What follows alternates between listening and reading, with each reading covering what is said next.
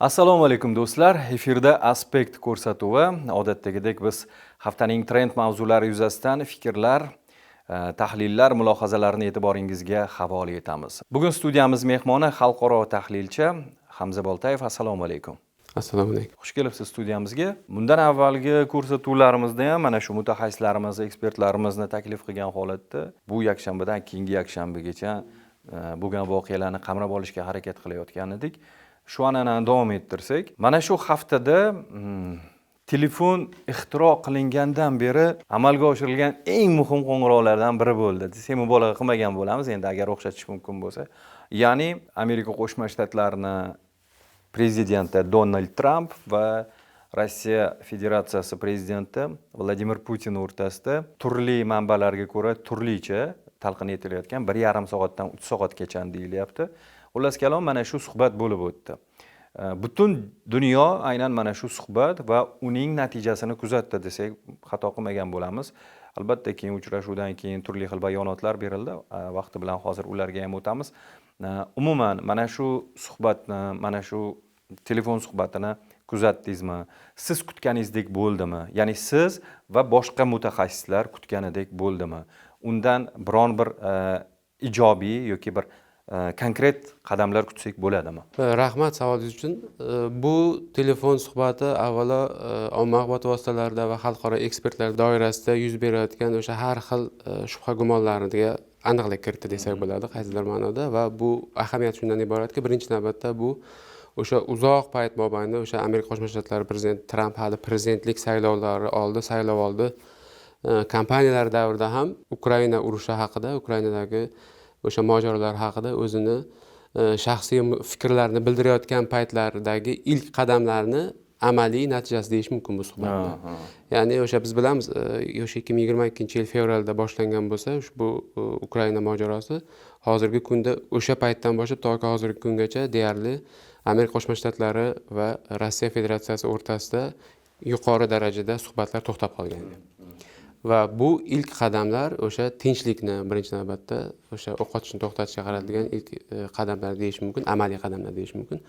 Va bu savolingizga javob berib shuni aytishim mumkinki, bu shubha gumonlarni kamaytirdimi degan savolga yo'q degan bo'lardim. Chunki bu ustiga ustak ba'zi bir fikrlarni paydo qildi aslida. Aksincha. Nega desangiz, suhbat jarayonidagi yuz bergan va almashilgan fikrlar haqida har bitta tomon o'zini shaxsiy fikrlarini berdi va ular o'rtasida qarama-qarshiliklar mavjud.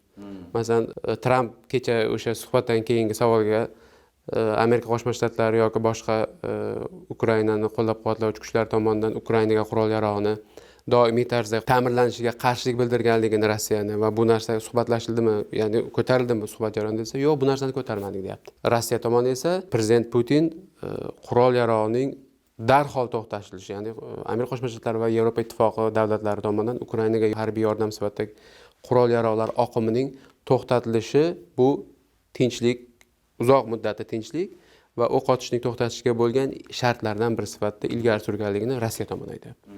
Shunday o'zaro nima deydi, qarama-qarshi bayonotlar mavjud. Yana bir muhim jihat shundan iboratki, ushbu suhbatda bunda faqatgina Ukraina masalalari emas, balki Yaqin Sharq masalasi ham, ya'ni Eron masalasi ham ko'tarilganligini bu Oq uy ma'muriyati e'lon qildi. Bu yerda o'zimizcha taxmin qilishimiz mumkin nima masalasi, ya'ni Eronni Amerika Qo'shma Shtatlarining pozitsiyasiga qaraydigan bo'lsak, Eron hech qachon yadro quroliga ega bo'lishi kerak emas, qat'iy, bu ultimatum shaklida. Va bunda ular umid qilishyaptiki, Rossiya Federatsiyasining yordamiga.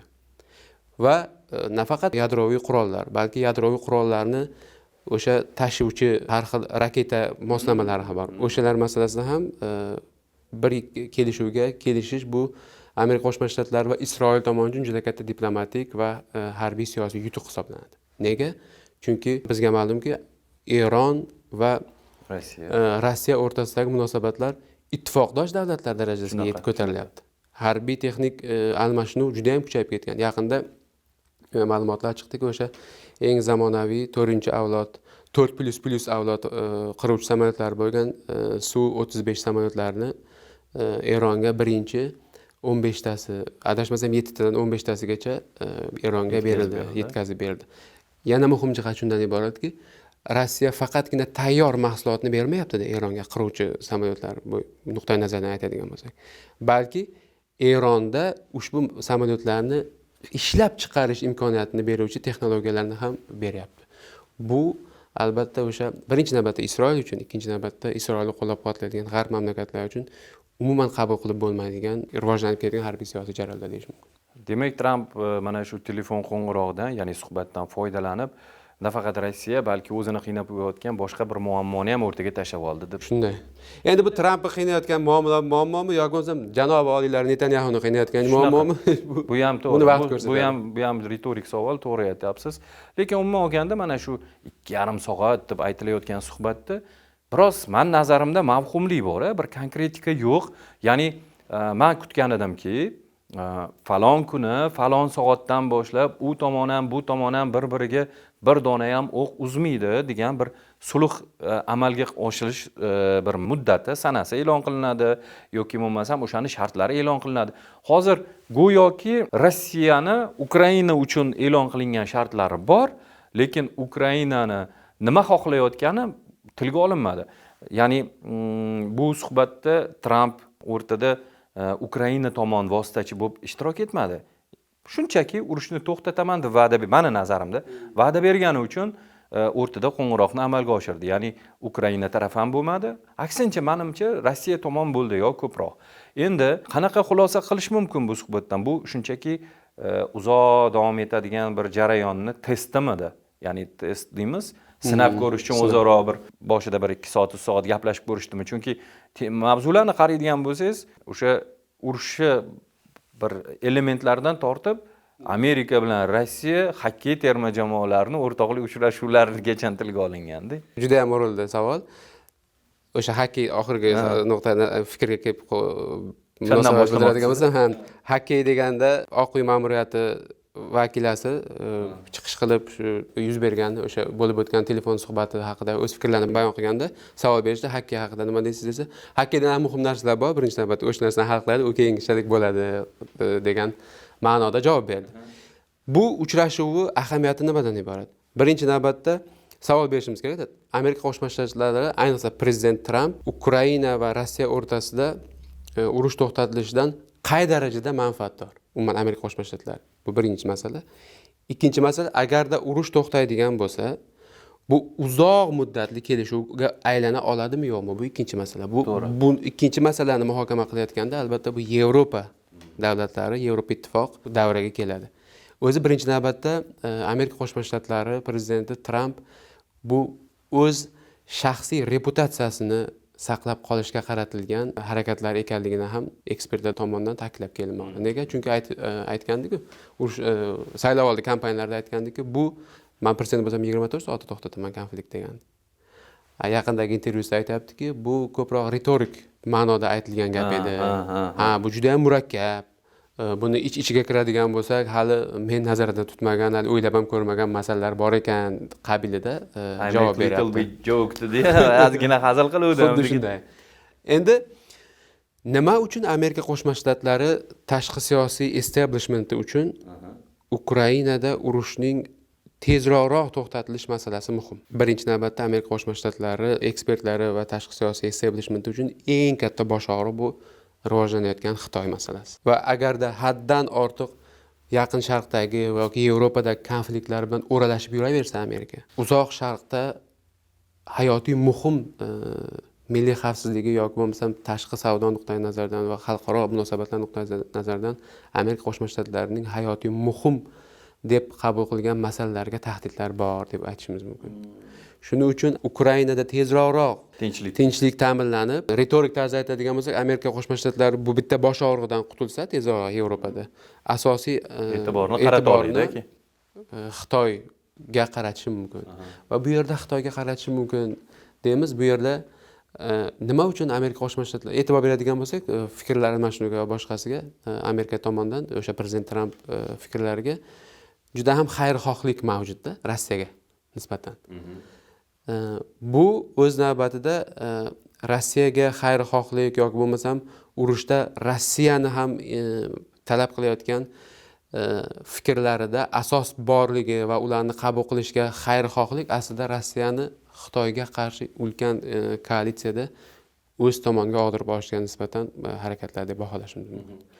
Va oxirgi narsa, bu yerda eng katta zarar, uchinchi eng ahamiyati shundan iboratki, Amerika Qo'shma Shtatlari Yevropa mamlakatlarini harbiy byudjetni oshirish orqali Yevropa frontida Rossiyaga nisbatan ularni o'zini mustaqil salohiyatini oshirishga harakat qilyapti.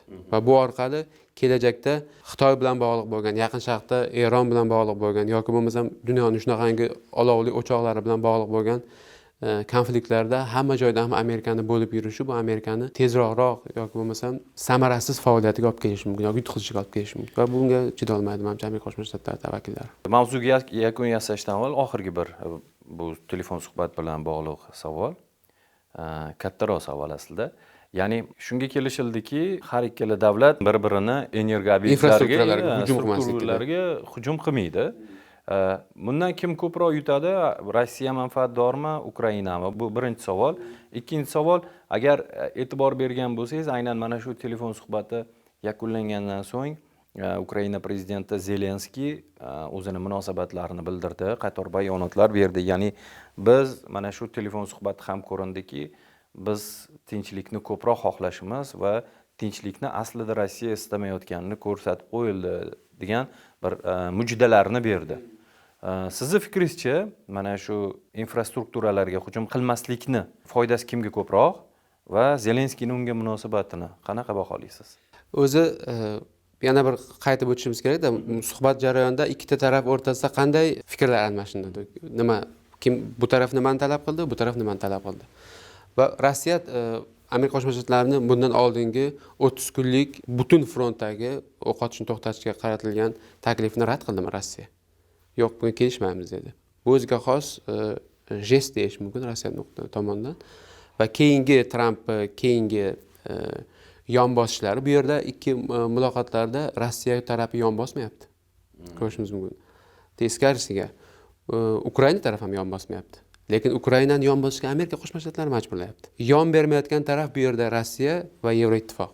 Yon berayotgan taraflar ko'proq bu Amerika Qo'shma Shtatlari Ukrainani majburlayapti o'sha kelishuv shartlariga rozi bo'lishga. Va kelishuvda o'sha birinchi 30 kunlik o'q otishni to'xtatishga kelishuvdagi fikrlar rad qilingandan keyin Rossiya rasmiy Moskva tomonidan ikkinchi taklif nima bo'ldi? Mayli, muhim infrastruktura, energetika yoki boshqa infrastruktura obyektlariga 30 kun mobaynida hujum qilmaslik va Rossiya tomonidan Amerika Qo'shma Shtatlari va Ukraina bunga rozi bo'ldi.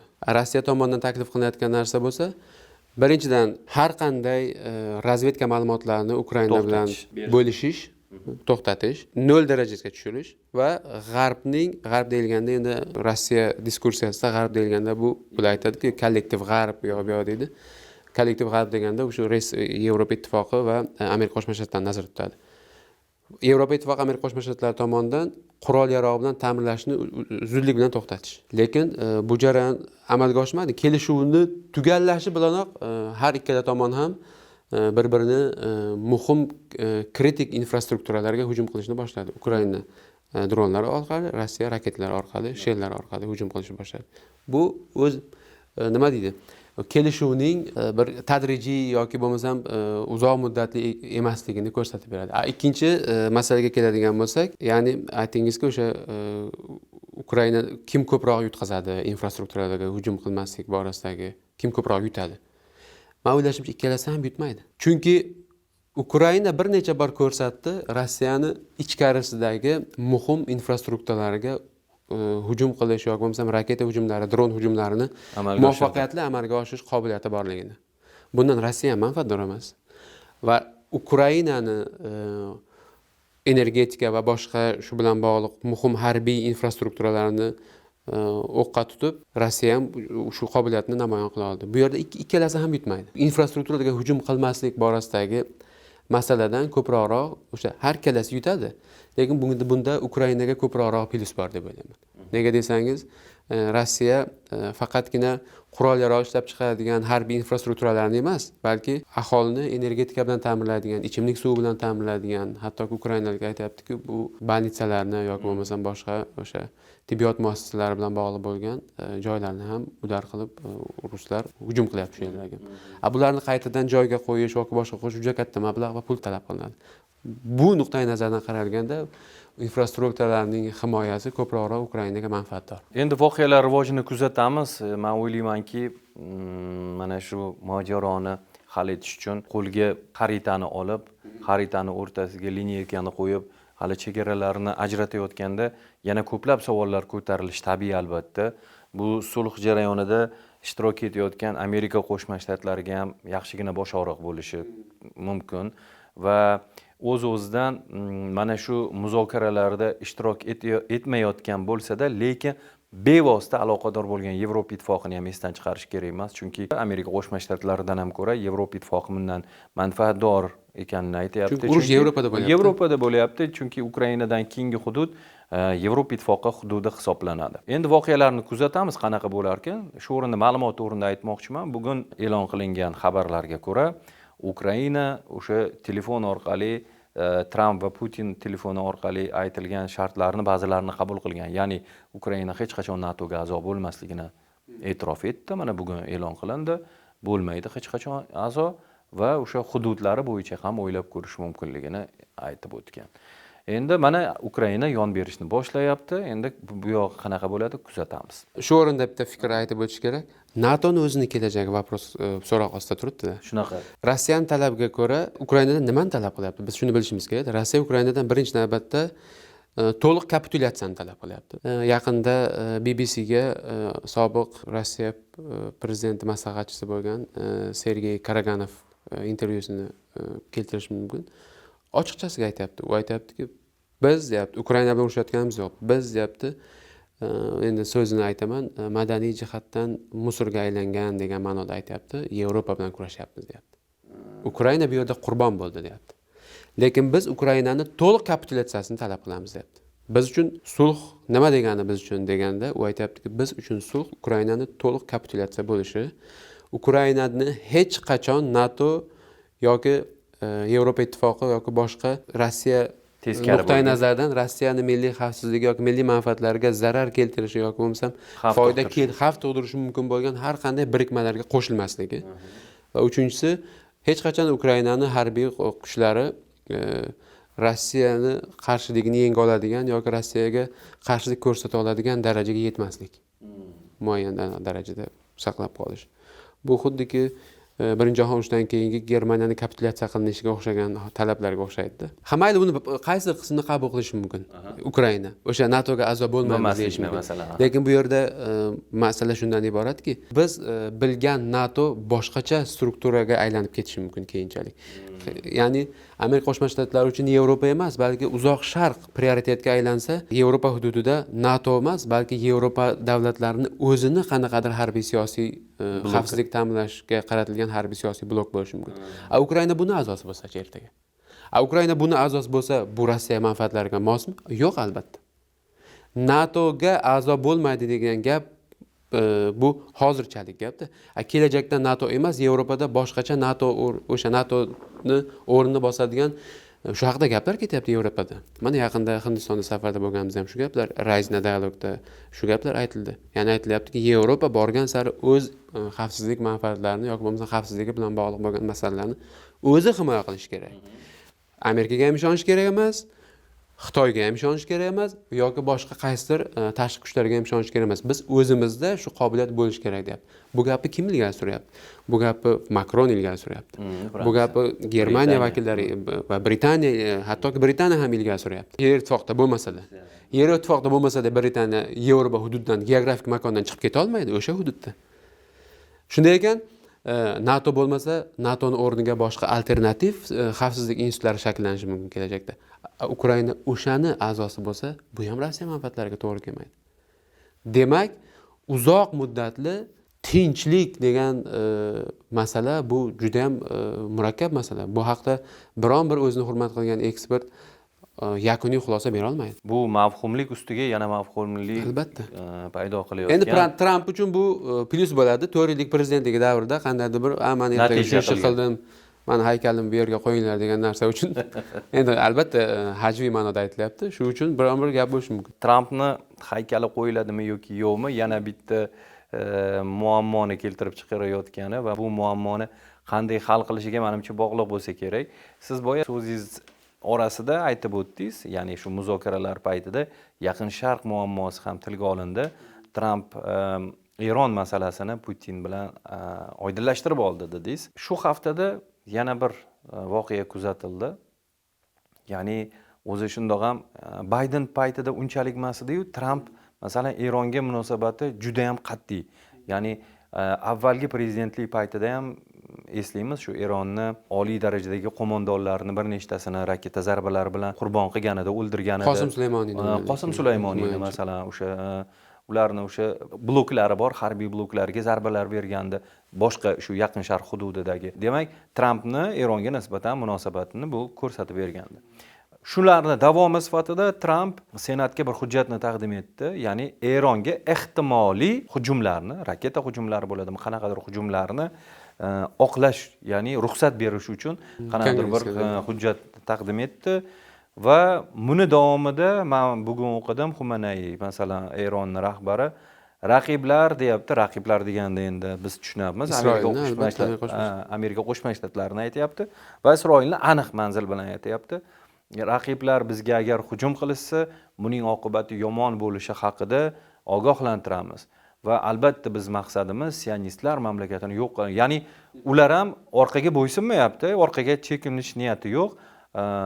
Tramp mana shunday bir bayonotlar, qadamlar tashlasa, bular ham biz bunga tayyormiz degandek bir munosabat bildirishyapti. Siz bu vaziyatlarni kuzatayotgan bir ekspert sifatida bu yangi urush o'chog'i bo'lishi mumkinmi? Amerika Trampni o'zini bir iborasi bilan aytganda o'rtada okeanlari bor bo'lgan, uzoqda joylashgan bir mamlakat Eron bilan urush qilishi mumkinmi? Yoki Isroildan foydalanadimi? Teskarisi, Isroil Amerikadan foydalanishi mumkin. Ya'ni Yaqin Sharqdagi bu bosh og'riqlar o'zi aslida men nazarimda Amerika uchun kerak emas. Lekin biz bilamizki, juda ham mashhur Steven Waltz va John Mearsheimer juda ajoyib kitob bor, Israel Lobby degan. Qanday qilib Isroil Amerika Qo'shma Shtatlarida tashqi siyosatiga ta'sir qiluvchi qudrati, ya'ni Washingtondagi o'sha lobby nazorati borligi haqida juda ham ilmiy asoslangan xulosalari mavjud. Bu ajoyib kitob.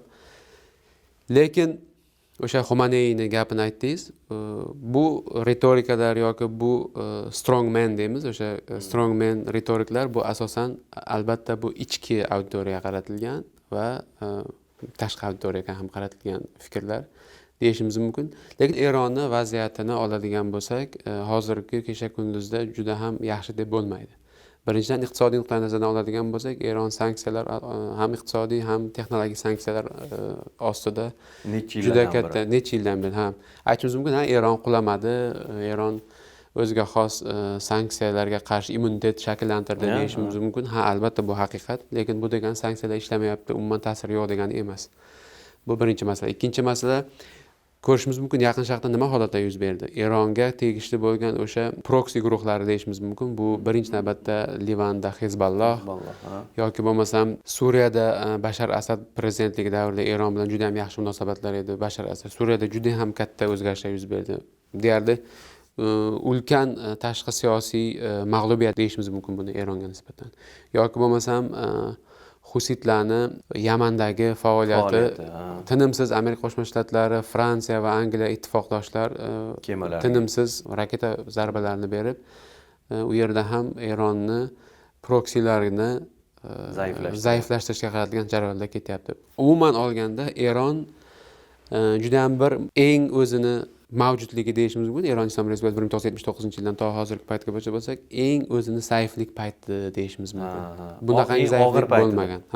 Eng og'ir payt deyishimiz mumkin. Bunda Amerika Qo'shma Shtatlariga kerakmi o'zi bu urush degan savol. Amerika Qo'shma Shtatlarini men hech qanday manfaatni ko'rayotganim yo'q Yaqin Sharqda Eron bilan yoki bo'lmasam boshqa biron bir davlat bilan. Kimga kerak urush? birinchi navbatda eng katta Amerika Qo'shma Shtatlarini push qilayotgan, ya'ni surayotgan davlat bu Isroil. Isroilda mavjud bo'lgan o'sha asos solingan 1947-yildan to hozirgi kungacha bo'lgan tarixni qaraydigan bo'lsak, Isroilni bosh vazirlari, o'sha siyosatchilari, ayniqsa ham bular orasida Netanyahu har doim qaysidir qo'shni davlat bizga tahdid, shuni harbiy siyosiy nuqtai nazardan yo'q qilishimiz kerak degan ritorikalardan chiqadi. Birinchi eng katta unga dushman kim edi? Bu Saddam edi. Saddam Husayn. 2003-yilda Iroq nima bo'ldi? Iroqni Amerika Qo'shma Shtatlari va Buyuk Britaniya ikkalasi yakson qilib tashlashdi. Bundan eng katta manfaatlar albatta Isroil. Ikkinchisi Arab bahori paytida Misr bilan bog'liq masalalar. Yoki bo'lmasam Bashar Asadni 2011-yildan beri Iroq va Suriyadagi fuqarolik urushida Bashar Asadni ketishini birinchi navbatda xohlayotgan, shunga fikr bildirayotgan siyosiy rahbar deyishimiz mumkin Netanyahu. 2011-yildagi Liviyaga nisbatan Liviya osmonida uchuvsiz zona hududni tashkil qilib, umuman Kaddafini hokimiyatdan qulatishga qaratilgan eng katta xohlagan bu narsa. Nafaqat xohlagan, u ichki xohlaman mana shuni deb ichida aytishi boshqa-yu, lekin shunga harakatlar qilayotgan, shunga nima deydi, propaganda qilgan va to'liq qo'llab-quvvatlagan davlat bu Isroil hisoblanadi. 2003-yilda bir tomonlama voz kechgan o'zini yadro dasturini rivojlantirishni Liviya Kaddafi hukumati o'shanda 2003-yilda. Lekin oradan mana 2003-2000 oradan 7-8 yil o'tib Kaddafini anaqa qilishdi. Fojiali tarzda Kaddafi boshliqlari tizimi yo'q bo'lib ketdi. Social memory degan narsa bor-da, ijtimoiy ong degan narsa bor. Bu narsa har doim har qanday davlatni fuqarolari, nafaqat harbiy, umuman siyosiy rahbarlarni, balki fuqarolarni ongida ham bo'lib turadi-da. Bunaqa paytda o'z fuqarolarini dezinformatsiya yoki misinformation bilan zaharlash juda ham oson-da. Eron hukumatiga kerak deyishga ularga doimiy. Albatta Eron hukumati hozir asos bor gapirishga. Mana ko'rdinglarmi Kaddafi nima bo'ldi deydi. Mana ko'rdinglarmi Saddam nima bo'ldi deydi. Mana ko'rdinglarmi Eronda Suriyada Asad nima bo'ldi? Suriyada Asad nima bo'ldi? Iroqda Saddam Husayn nima bo'ldi va Liviyada Kaddafi nima bo'ldi? Va ko'rmaysizlarmi Misrda yuz bergan holatlar. Va bularning barchasi aholi, oddiy Eron xalqi va Eron siyosiy elitasi o'rtasida o'zaro munosabatni va o'zaro hamkorlikni yana ham jipslashtirishi mumkin. Bu urushdan Amerika Qo'shma Shtatlari aslida manfaatdor emas. Chunki eng katta e'tiborni Amerika Qo'shma Shtatlari tashqi siyosiy establishmentini eshitadigan bo'lsak, eng katta tahdid kim desa, eng katta Xitoy eng katta tahdid deydi. Ularning fikrini aytaman. Eng katta tahdid agarda Amerika Qo'shma Shtatlari tashqi siyosiy elitasi tomonidan Xitoyligi anglab yetilgan bo'lsa, nega unda Yaqin Sharqdagi urushga burnini suqib, boshini suqib yurish shart kerak? Bu yerda demak lobbi bor. Isroil eng katta manfaatdor. Shunday ekan, bu urushdan men o'ylamayman hech kim manfaat ko'rmaydi, lekin urush yuzaga kelish ehtimoli juda ham yuqori. Bor. Sababi yaqinda prezident Trump 7-martda 2025-yil 7-mart kuni xat yozganligi haqida, ultimatum qo'yib xat yozganligi haqida ma'lumotlar chiqib ketdi. Buni rad qildi Xomaney, ya'ni Eron rahbari rad qildi. Ammo prezident Trump xat yozganligi haqidagi gaplarga nima deydi, haqiqat ekanligini isbotlovchi bir necha chiqishlar ham qildi va unda nimani talab qilgan Amerika Qo'shma Shtatlari? Ikkita narsani talab qilgan. Birinchi navbatda hech qachon yadro qurolga ega bo'lmaysan va ikkinchi navbatda Isroilni yengadigan harbiy salohiyat shakllantirmaysan, deyapti. O'sha raketa va boshqalar. Shunday ekan, bu yerda kim bu to'lqinlarni ortida va tagida kim turganligi ma'lum. Yaqin Sharq ham juda ham qiziq mavzu. Buni bitta ko'rsatuv emas, 4-5 ta soatlik ko'rsatuvlarda ham ochish qiyin. Endi bevosita sizni shu o'zingizni nigohlaringiz va qiziqishlaringiz, o'rganishlaringiz doirasidagi bir mavzuga qaytmoqchiman. Avvalo mana shu ikkita mavzuga bergan fikrlaringiz uchun rahmat. Afg'oniston masalasi. Bilamiz, siz Afg'onistonni juda ham faol kuzatib borasiz. Hozirgi mavzuni davomi sifatida bitta narsa so'ramoqchiman. Bevosita endi hozir AQSh, Trump haqida mavzular ketgan ekan. Afg'onistonni Tramp prezident bo'lgandan keyin qanaqa kelajak kutyapti? Afg'onistonga nisbatan Trampning munosabatlari qanaqa bo'lishi mumkin? Mana shu savollar ko'p qiziqtirmoqda. Keyin yana bir narsa, agar imkon bo'lsa, bunga ham fikringizni bildirib ketsangiz, bundan biroz vaqt muqaddam Afg'oniston hamda Pokiston o'rtasida ozgina tushunmovchilik, ya'ni qurolli to'qnashuvlar bo'ldi. Buni ham kuzatdik. Pokistonni AQSh bilan munosabatlari, ya'ni harbiy munosabatlari borligini hisobga olsak, Tramp endi Pokistondan ham foydalanishi mumkinmi? Nima deb o'ylaysiz? Oxirgi savolga to'xtaladigan bo'lsak, so'nggi Obama prezidentligining so'nggi yillarida, ayniqsa ham Pokistonda va Afg'oniston hududida dron zarbalari eng kuchaygan paytdan boshlab Pokiston va Amerika Qo'shma Shtatlari o'rtasidagi munosabatlar eng yomon darajaga tushdi. Xavfsizlik borasida har ikkala mamlakat o'rtasida hamkorlik juda ham mustahkam bo'lgan bir paytlar. Hozir ekspertlar doirasida shunday gap bor. Xitoyni eng katta bitta o'q uzmasdan eng katta yutuqlardan biri bu Pokistonni Amerika Qo'shma Shtatlaridan o'z tomonga tortib olib qo'yganini deyishimiz mumkin. Ikkita davlat o'rtasida iqtisodiy munosabatlar bo'lishi mumkin, madaniy gumanitar munosabatlar bo'lishi mumkin, yoki bo'lmasam o'zaro shaxslar aro munosabatlar shakllanishi mumkin. Lekin xavfsizlik borasidagi munosabatlarni shakllantirish juda katta ishonch bazasini talab qiladi. Nega shunday? Chunki xavfsizlik deyilganda nima nazarda tutiladi? Birinchi navbatda qurol-yarog'lar, razvedka ma'lumotlarini o'zaro bir-biri bilan almashish va bu kabi maxfiy ma'lumotlarni hamkorlik qilib almashish va qurol-yarog' yoki bo'lmasam harbiy sanoat borasida hamkorlik qilish juda katta, yuqorida aytib o'tganimdek, ishonchni talab qiladi. Bu ishonch qurilyapti Xitoy va Pokiston o'rtasida. Eng katta siljish Pokiston uchun bu Amerika Qo'shma Shtatlari bilan yaqinlikdan xavfsizlik nuqtai nazaridan aytyapman.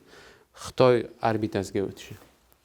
Shunday ekan, Xitoy Amerika Qo'shma Shtatlari Afg'onistonga nisbatan qandaydir bir qat'iy choralarida Pokistondan foydalanishi haqidagi fikrlarga meni ishonchim juda ham past.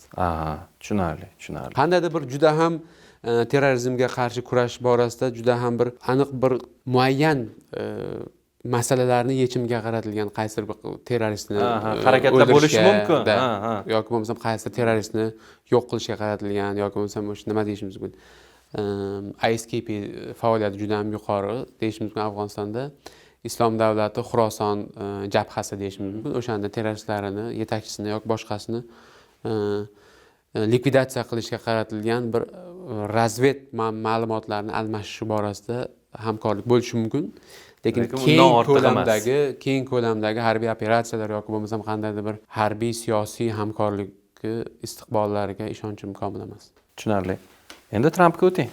Tramp prezidentlik davrida Afg'oniston qanday bo'ladi? Bu savol hammani qiynaydigan savol.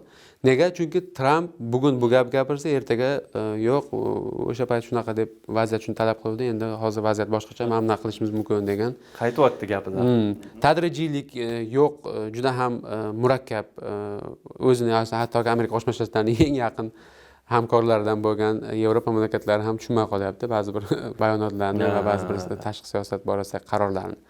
Shunday ekan, Afg'onistonda qandaydir bir ulkan bir o'zgarishlar Tramp payti ko'rish juda ham bir ehtimoli kamroq deb o'ylayman.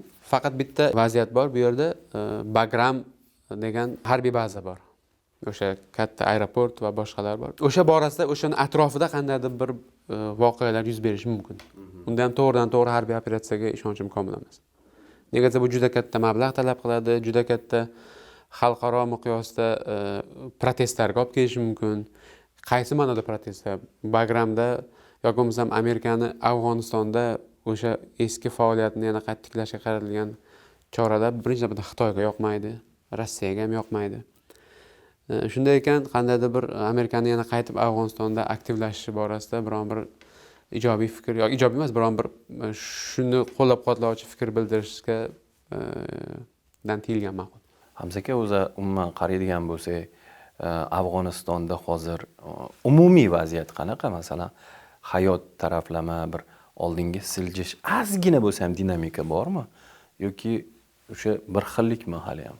Tolibon kelganda ham bir xil edi, hozir ham bir xil. Endi biz mutaxassislar o'sha umumiy ma'lumotni Afg'onistonni kuzatuvchi shaxslar faqatgina Afg'onistonni tashqi siyosati borasidagi yoki Afg'oniston yoki boshqa uchinchi mamlakat bilan munosabatlari borasidagi holatlarga fikr bildirishimiz mumkin. Uning uchun Afg'onistonda borib yashab, ko'rib, ayni shu kecha kun borganmiz, Afg'onistonga borib yashab kelish yoki ko'rib kelish mumkin, lekin ayni paytdagi vaziyatni, yerdagi vaziyatni bilish uchun baribir o'sha yerda bo'lib turgan ma'qul. Albatta juda sanksiyada davlat. Sanksiyalarda bo'lgandan keyin bu albatta oddiy xalqni ijtimoiy farovonligiga ta'sir qiladi. Bu bir. Ikkinchidan, kambag'allik darajasi juda ham yuqori Afg'onistonda. Afg'onistonni yalpi ichki mahsuloti juda ham kamayib ketgan, ayniqsa o'sha Tolibon hokimiyatga kelgandan keyin. Nega? Chunki yalpi ichki mahsulot shakllanishida xorijiy davlatlar, nafaqat xorijiy davlatlar, balki xorijiy beg'araz yordami ishtiroki, ulushi juda katta bo'lgan va ular kamayib ketdi. Va u albatta oddiy xalqni yoki bo'lmasam davlatni milliy manfaatlari yoki bo'lmasam milliy farovonligiga ta'sir qiladigan omillar hisoblanadi. Shu nuqtai nazardan oladigan bo'lsak, albatta vaziyat kutilgandek darajada emas. Lekin quvonarli jihati shundan iboratki, kutilmaganda Afg'onistondagi hozirgi Tolibon hukumati diplomatik jihatdan juda ham faol. Oldingi Tolibon bilan solishtiradigan bo'lsak, bu Tolibon osmon bilan yercha farqi bor deyishimiz mumkin. Ayniqsa diplomatik faolligi nuqtai nazaridan. Va barcha Markaziy Osiyo mamlakatlari, xususan ham Tojikiston, O'zbekiston va Qozog'iston bilan, hattoki Rossiya Federatsiyasi bilan, Ozarbayjon bilan va Yaqin Sharq davlatlari, ayniqsa Qatar va Saudiya Arabistoni bilan, Birlashgan Arab Amirliklari bilan, Xitoy bilan munosabatlarni yaxshilashga harakat qilyapti. Hindiston bilan munosabatlarni yaxshilashga harakat qilyapti. Faqatgina Pokiston bilan munosabatlari yaxshi emas. Sababi har ikkala davlat o'rtasida Durant chizig'i deyilgan bir chiziq bor. O'sha kolonial davrdan qolib ketgan, o'sha Angliya chiqib ketgandan keyin o'sha chiziq rasman chegara sifatida qoldi ikkala davlat o'rtasida deyishadi. Buni pokistonliklar tan oladi, Durant chizig'ini. Lekin afg'onistonliklar tan olmaydi Durant chizig'ini. Tolibon ham va hattoki Afg'onistonni katta konferensiyalarda yoki bo'lmasam seminarlarda suhbatlashib qolganimizda oddiy Afg'oniston fuqarolik jamiyati institutlari vakili sifatida qatnashayotgan ekspertlar ham biz tan olmaymiz Durant chizig'ini deydi. Biz Tolibonni qo'llab-quvvatlamaymiz deydi. Lekin biz Durant chizig'ini ham tan olmaymiz deydi. Bu kolonial davri qoldig'i deydi. Va Durant chizig'ini rasmiy chegara sifatida endi de facto bu chiziq, chegara. Lekin buni tan olinishi va unga amal qilinishi borasidagi har xil munosabatlar ikki mamlakat o'rtasidagi farovon va ijobiy hamkorlikni rivojlantirishga to'sqinlik qiladigan omil hisoblanadi. Va u yerda o'sha tahriki Tolibon Pokiston deymiz, asosan Pokistondagi terroristik faoliyatni amalga oshiradi, Afg'oniston hududiga o'tadi va Pokiston ayblaydi Tolibonni, sen bizga qarshi kurashayotgan terroristlarni o'zingda himoya qilyapsan deydi. Bag'ringga olyapsan deydi. Aslida bu o'sha milliy xavfsizlikni yoki bo'lmasam chegara xavfsizligini ta'minlash borasidagi qobiliyatning yetarli emasligi ham o'sha chegara hududlarda yuz berayotgan shunday ko'ngilsiz hodisalarga sababchi hisoblanadi. Atalab qilmasligi mumkin, lekin uni oldini olishga salohiyat yetmasligidan bu jarayonlar yuz beryapti aslida. Meni o'zimni shaxsan qiziqtiradigan savol. Afg'onistonga borganman. Afg'onistonni Qobulda, Hirotda, yana boshqa bir ikkita shaharlarda bo'lganmiz. Tolibongacha bo'lgan davrda borib kelganimizdan bir oy, 1,5 oydan keyin Tolibon egallagan hukumatni. Xullas aytmoqchi bo'lganim, Tolibon egallaganidan keyin Amerika Qo'shma Shtatlari, G'arb davlatlari, mana siz xos tilga olgan ko'plab o'sha xalqaro tashkilotlar Afg'onistondan chiqib ketishni boshladi. Endi menda shunaqa taassurot paydo bo'ldiki, ularning o'rniga faol tarzda Xitoy kirib kelayotgandek Afg'onistonda. Aksida ham real holat shunaqami? Ya'ni Xitoy real investitsiya kirg'izyaptimi Afg'onistonga? O'sha ko'pchilik qiziqish bildirayotgan va bor, yo'q degan bir har xil gumonlar aytiladi. Ya'ni Afg'onistonni nodir mineral qazilmalari bor, litiy bor deydi. Ba'zilar yo'q, bu asoslanmadi, topilmadi deydi. Balkim Xitoy shu qiziqtiryaptimi? Ya'ni aytmoqchi bo'lganim, Xitoy real investormi hozir Afg'onistonda yoki bizga shunaqa tuyulyaptimi? Juda ham qiziq savol. O'zi Xitoy qayerda? Buncha ko'p emas hozir Xitoy vakillari. To'g'ri. Afrikada ham Xitoy ko'p. Shaxsiy investorlar bo'ladimi yoki bo'lmasam xorijiy to'g'ridan to'g'ri investitsiyalar bo'ladimi? Xitoy juda ham faol, dunyoning juda ham ko'p mintaqalarida va davlatlarda, ayniqsa o'sha Avstraliyada juda ham faol, Janubiy Sharqiy Osiyo mamlakatlarida faol, Kanadada faol, Yevropa mamlakatlarida faol, Rossiyada juda ham faol, O'zbekistonda ham juda ham faol. Mana hozirgi ommaviy vositalarda so'nggi paytda juda ham ko'payib ketyapti. O'sha Xitoy bosib olyapti, Xitoy u qiladi, bu qiladi degan gaplar. Demak, bu shundan dalolat beradi. Xitoy hamma yerda Xitoy emas. Endi Xitoy deganda bizlar faqatgina Xitoy hukumatini nazarda tutishimiz kerak emasda. Xitoyliklar. Bu oddiy xalq, oddiy aholi, Millat ular, biznes community ularni, biznes vakillari va davlat albatta juda ham faol, juda ham dunyoning juda ham ko'p mintaqalarida, Markaziy Osiyoda ham, Afg'onistonda ham. Afg'onistonda faol, lekin Afg'onistondagi Xitoy faoliyatini tahlil qilib shuni aytishimiz mumkinki, Xitoy hukumati juda ham ehtiyotkor Afg'onistonga juda ham katta miqdorda investitsiya kiritishdan. Nega? Chunki xavfsizlik birinchi navbatda ta'minlangan bo'lishi kerak. Mana ko'rishimiz mumkin Afg'oniston bilan Xitoy bilan Pokiston o'rtasidagi munosabatlarni.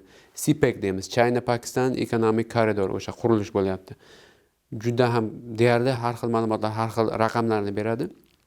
Juda ham ko'p terroristik hujumlar o'sha Xitoy millatiga mansub ishchilarga nisbatan sodir bo'ladi Pokiston hududida. Endi agarda 2023-yilda ma'lumotlar chiqib ketdi, Amudaryo havzasidagi neft zaxiralarini razrabotka qilib, o'shani qazib olish borasida investitsiya kirishga rozilik bildirdi ba'zi bir Xitoy kompaniyalari.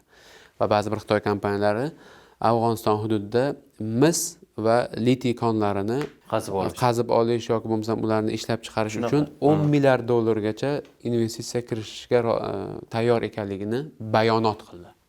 Lekin bu bayonotlarni real qadamlarda ko'rmayapmiz. Bunga sabab Xitoy bunga qobiliyati yo'qligimi? Yo'q, albatta Xitoy qobiliyati yetarli bunga. Bunga sabab Afg'oniston buni xohlamaydimi? Albatta yo'q, Afg'oniston buni xohlaydi.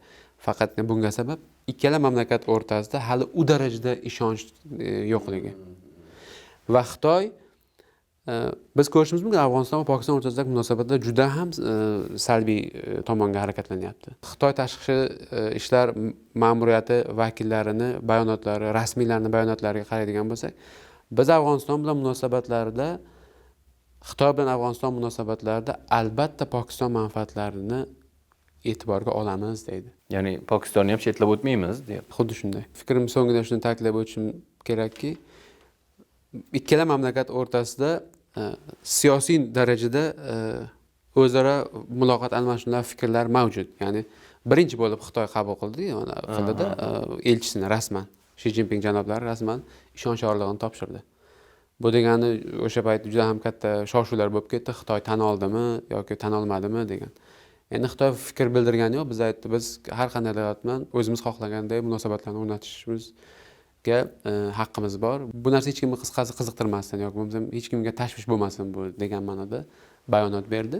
Siyosiy darajada muloqotlar bor, lekin bu haqiqiy iqtisodiy hamkorlikka hali aylangani yo'q. Lekin connecting yo'lga qo'yilgan network o'sha yuqori darajada bor bu narsa, lekin hali harakatda amaliy ifodasini ko'rsatdi. Albatta, o'tgan yilgi 2024-yil 3-12 aprel kunlari yoki 6-12 aprel, shu aprel oyi boshida bir makon bir yo'l doirasida juda katta konferensiya bo'lib o'tdi. O'sha men ham o'shanda ishtirok qildim va unda Afg'oniston vakillari, Tolibon vakillari bor edi.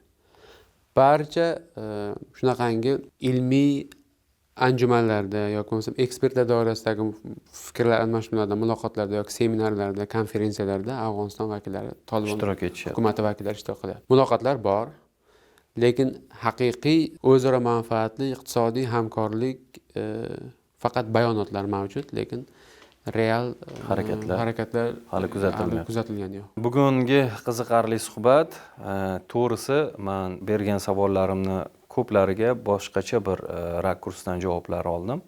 Buning uchun sizga rahmat deymiz va albatta aspektni keyingi sonlarida ko'rishdan xursand bo'lamiz. Studiyamizning aziz mehmoni xalqaro siyosiy sharhlovchi Hamza Boltayev bo'ldilar. Ularga rahmat deymiz. E'tiboringiz markazida Aspekt bo'ldi. Yana ko'rishguncha xayr, salomat bo'ling.